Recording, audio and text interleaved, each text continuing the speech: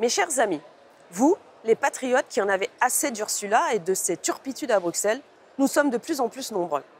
Même Le Monde, journal complaisant et subventionné, titrait ce mardi « Ursula von der Leyen, visage de la faiblesse européenne ». Ursula incarne le mensonge et le déclin. Face aux États-Unis, face à la Chine, face aux déracinés verts, elle a cédé et sacrifié nos industries, notre agriculture et notre communauté. Cette semaine, comme chaque année depuis 2010, depuis que Bruxelles patine, les présidents de la Commission veulent nous faire un pompeux discours papal annuel, le fameux discours sur l'état de l'Union, pour singer les rois et les présidents américains. Ursula et Macron entre théâtre et grande illusion.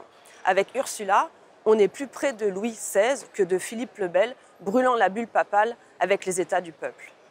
Il pérore et joue des milliers de milliards d'euros sans réaliser s'il s'agit de ressources ou de dettes. Et quand l'Empire s'écroule, le régime se raidit.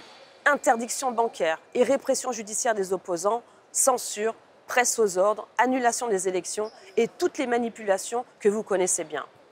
Ursula nous parle de protéger sa démocratie avec le DSA et les fameux signaleurs de confiance. Mais, comment s'en douter, la Commission s'agitait en coulisses pour faire pression sur les plateformes lors des élections, comme en Roumanie, en Allemagne ou aux États-Unis.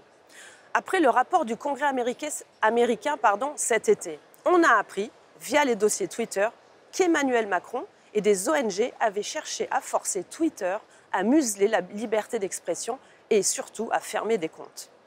Quant aux journalistes du système, Thomas Legrand et Patrick Cohen, les avez-vous vus conspirer avec les élus socialistes pour les municipales à Paris? Nous, on fait ce qu'il faut pour Dati, ont-ils dit. Cette vidéo a été filmée dans un café à Paris et diffusée par un journaliste de l'Incorrect. Je rappelle que Thomas Legrand a collaboré au journal Libération et à Arte. Patrick Cohen collabore à la télévision publique et à France Inter. Et en tant que contribuable, c'est vous qui payez leur salaire, mais ils ont visiblement plus de respect pour certains citoyens que pour d'autres. Arte a déclaré avoir touché 7 millions d'euros de subventions de Bruxelles en 2024. Radio France a touché 770 000 euros depuis 2018. France Télévisions a touché 11 millions d'euros depuis 2018. Dans le contexte aujourd'hui des manifestations, je veux juste vous citer le professeur Michael Schellenberger qui réagit au scandale des Twitter Files et à la censure post-Gilets jaunes.